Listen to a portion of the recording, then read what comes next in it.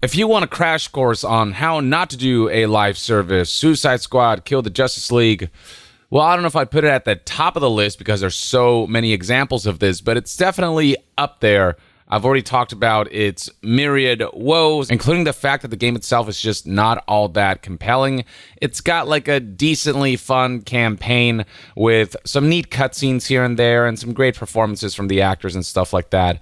But as far as the core gameplay goes, it's pretty mundane, especially because the activities are so repetitive and not fully fleshed out and just kind of tedious to partake in. The characters themselves just don't feel all that different because they went the route of making this a looter shooter where all of the characters, their primary form of offense is to shoot. And then the end game, the post game stuff, the long-term live service looter shooter aspect, all of that stuff is just nowhere near what it should be for this game to be able to maintain itself as a long-term live service that will capture people's interest for a long time to come. And it is why we're seeing the player base just utterly tank. You can see right here that we did see a slight increase in players when Season 1 dropped, peaking at 3,000 players, a little over 3,000 players. But you can see that that player base has quickly dropped to what it was before in the triple digits.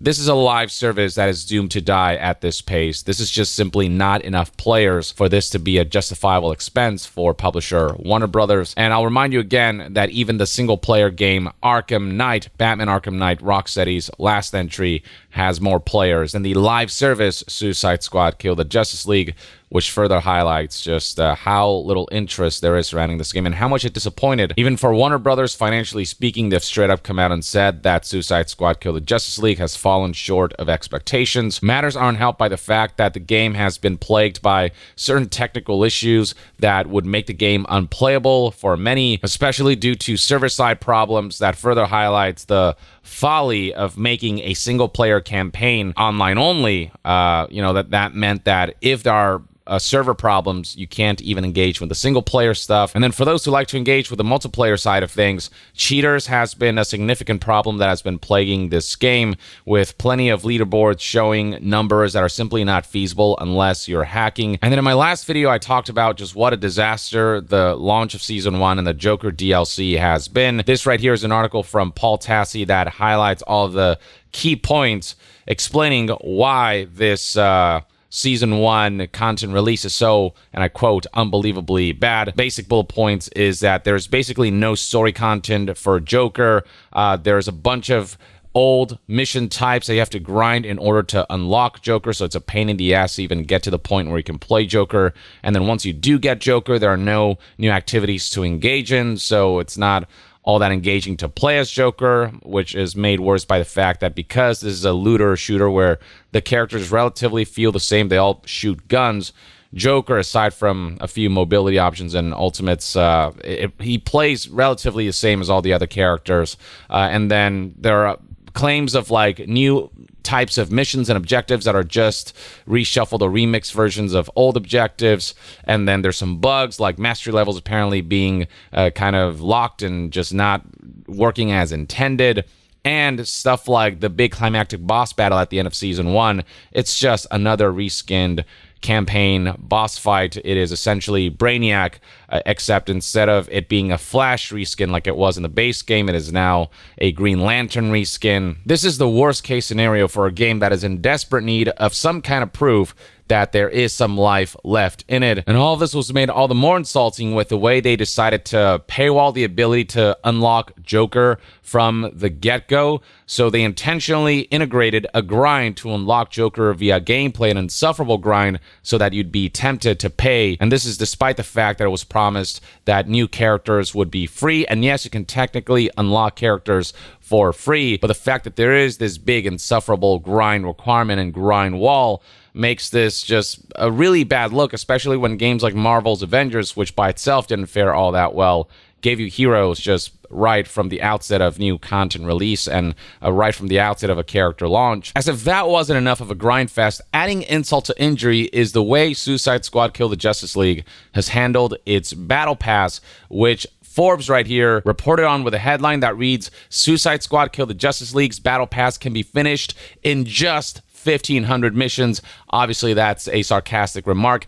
1,500 missions to get through a battle pass that grants some of the more coveted cosmetics and rewards. Forbes' article does the math essentially and explains how there's essentially a different experience point system for the battle pass, one that is separate from essentially the ranking system involved when it comes to grinding to unlock Joker, which is separate from character XP. And the lack of variety of activities you can partake in means that the earning of Battle Pass XP and the number of missions you have to play in order to get through the Battle Pass is just genuine torture and utter boredom. As Forbes explains here, you get 50 Battle Pass XP for completing any mission in the game, ranging from incursions to the side missions found around the map. If you were to just play the game normally and try to complete it using missions alone, it would take 1,500 missions to reach 7,500 XP. At 5 minutes a mission, that's 125 hours, though this is not including loading or travel time between missions. So 125 hours is a generous figure. It's closer to 200 hours, says Forbes, estimates Forbes, in total to get through this battle pass.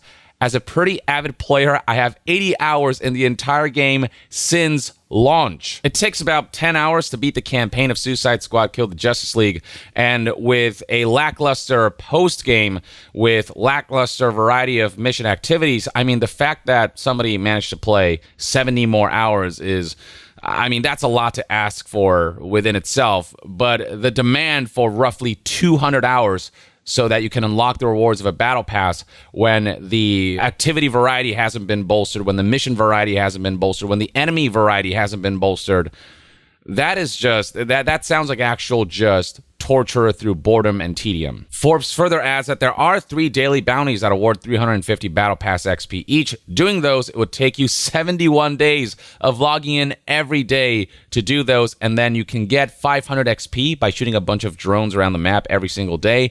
But straight farming that takes at least 20 to 30 minutes since spawn rates are poor and the system often breaks and resets your streak or can sometimes skip days. So this game finds every possible way to ensure that there's as much friction as possible between you and being able to unlock all of the rewards of your battle pass. And do keep in mind that while there is a free battle pass track, there is also a premium battle pass as well. So some players are going to be spending money to obtain some of the more coveted rewards that the battle pass offers. And the fact that they implemented such a ridiculous grind on top of the ridiculous grind involved in unlocking Joker, on top of the fact that there's such little in the way of new activity types offering in Season 1, it all culminates in what is genuinely like an unbelievable state of a live service that took 9 years to make. The fact that it feels so hollow, given the development time required for this game, it's kind of baffling. Maybe people will be willing to overlook this stuff more if Suicide Squad Kill the Justice League felt consistently fun to play over the course of dozens and dozens of hours, but you get bored of this game pretty quickly. And the fact that the requirement to finish a battle pass and unlock Joker and whatnot is just more tedium, it straight up does not respect the time of players, and certainly not the money of players who paid $70 at the minimum if they didn't pay for the deluxe editions that are more expensive. Now, with that said, there is one player who seemingly managed to circumvent the grind that Rocksteady imposed to unlock all of the Battle Pass rewards. There's like, I don't know if you can call it an exploit, just a more efficient method of finishing the Battle Pass in less than a day. And the method is explained in this Reddit post that highlights how Cargonauts, the red spiders, are your best bet. They drop 50 BP per drop. The problem is that they can be a hassle to find and are randomly placed. So this individual goes step by step as far as the best way to find these specific types of enemies that reward the most amount of BP per, allotted minutes or hours that you put into this game. This is a better method than engaging in 1,500 missions or other methods that might grant you Battle Pass experience points. So for those people who, for whatever reason, are still playing this game and want to complete the Battle Pass, I would give this Reddit post a read. I'll link it in the description below so that you don't have to suffer through what Warner Brothers and Rocksteady want you to suffer through. But yeah, the fact that this game continues to disregard and disrespect the time and money of those who trusted in the promises that this game woefully failed to deliver on. It just highlights a complete lack of consideration for the players. And as a result, even the most loyal players are deciding to say, screw this, I'm out. I don't want to deal with this game anymore. Like, one of the top Reddit comments this past week was, I was a champion of this game, but fuck it now. The game's goal at this point should be to win players back, and there is a lot of generosity that has to be expressed to that end, but they continue to push the limits of what they can get away with. And it's only going to distance players further, and it's just only going to accelerate the death of this live service further, though I think that's a sure thing. It's not a matter of if, it's a matter of when. As far as this game getting shut down goes, I just don't see it making a recovery with player numbers being as low as they are right now, and with the reception being so meager, and with the interest surrounding this game being as paltry as it is.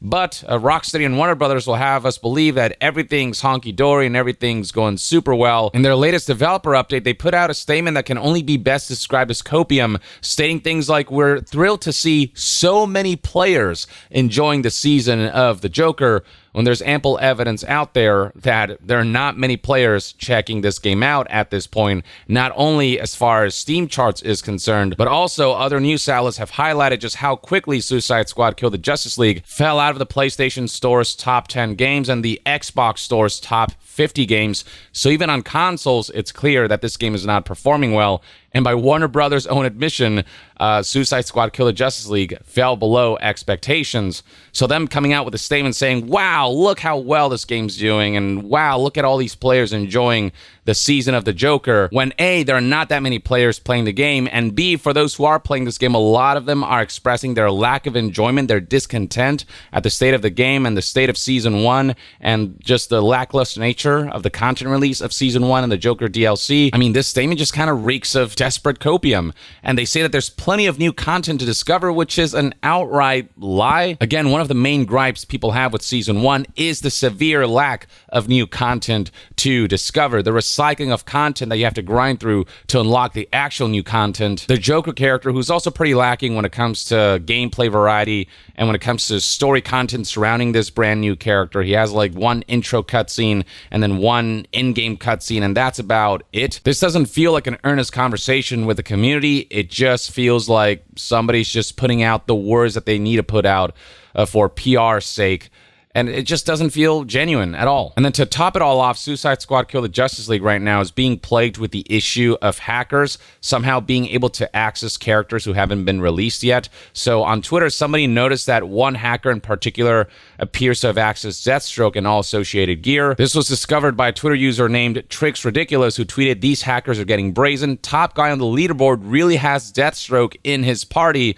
And obviously, not only is this individual a hacker, but also likely cheated their way towards the top of the leaderboard because it's so easy to cheat in the multiplayer component of this game. The character model doesn't load, FYI, which is why you don't see it in this screenshot. But there is clear evidence that the character was accessed somehow.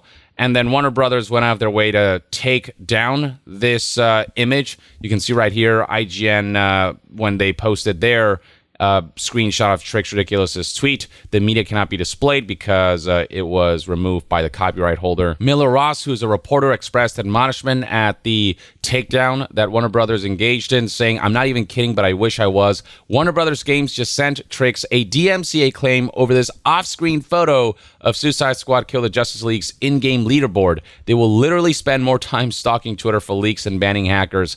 Incompetent twats. This is why your game is dying." So yeah, pretty harsh words, but beyond unreleased characters being accessible, some hackers even managed to get skins for characters like the Joker and King Shark that have not been released yet. And so this is a whole situation that now Rocksteady has to deal with, on top of having to fix the game and having to add enough content to make it a fun game and a viable long-term live service. So yeah, I mean, what more is there to say? Suicide Squad Kill the Justice League is practically on fire, and it feels like they keep pouring oil instead of water over it, and it's a fire that just seems to keep getting bigger and bigger, and I feel like Warner Brothers is just going to let the fire consume it all before they shut down this live service that I think Warner Brothers even knows is not long for this world as a design of conceptual decisions that simply does not fit what Rocksteady is best known for when it comes to what their greatest accomplishments are. They are not known for making live services, and they clearly don't specialize in it, because if this is what they could produce in 9 years of making this game, clearly this was an uphill battle. Hopefully they can just shelve this, put it out of its misery, and get back to what they are good at making, what they make best, and stick to single-player, campaign-driven action-adventure games that will delight like the Arkham series did, is the best hope. Or at the very least, that's one man's take. Let me know in the comments below what your thoughts and opinions are on the current state of Suicide Squad Kill the Justice League. And to be further updated on all things gaming news, reviews, and discussions, stay tuned right here on Young Yeah. I'll see you guys next time. Young out.